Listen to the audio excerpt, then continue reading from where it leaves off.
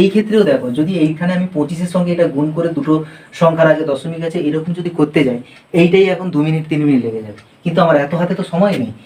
25 এইটাকে যদি কনভার্ট করি কী হবে, পয়েন্ট উঠে গেলে বাই 100, 25 4 100 অর্থাৎ 0.25, কথার অর্থই হচ্ছে 1/4।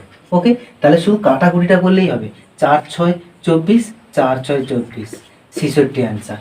ক্লিয়ার? 66 অ্যান্সার। এই ক্ষেত্রে কি 25 মানেই হচ্ছে 1/4, 4 5 20, 4 3 12, 53 অ্যান্সার। কোনো গুণ করতে হবে না, কিচ্ছু না, জাস্ট পয়েন্টটাকে ফ্র্যাকশানে করে নেবে। যে কোনো পয়েন্ট থাকা মানে ফ্র্যাকশানে করে কাটাকুটি করে নেবে, অনেকটাই ইজি হবে। যদি কাটাকুটি নাও হয়ে থাকে, আবার যদি পয়েন্টে অ্যান্সার আসে, সেক্ষেত্রেও কী করবে, যে এই সংখ্যাগুলো দেখবে এই পয়েন্টের বড় সংখ্যা থেকে নিউমিনেটরে অনেক ছোট সংখ্যা আসবে, তাতে অনেকটা সুবিধা হবে ভাগ বা গুণ করতে। ক্লিয়ার? কখনোই কিন্তু এরকম 25-এর সঙ্গে গুণ করে এরকম পয়েন্ট সরানোর চেষ্টা করবে না, অনেক সময় নষ্ট হয়ে যাবে। ওকে, তো ক্লাসটি ভালো হলে অবশ্যই লাইক করো, চ্যানেলটি নতুন হলে সাবস্ক্রাইব করো।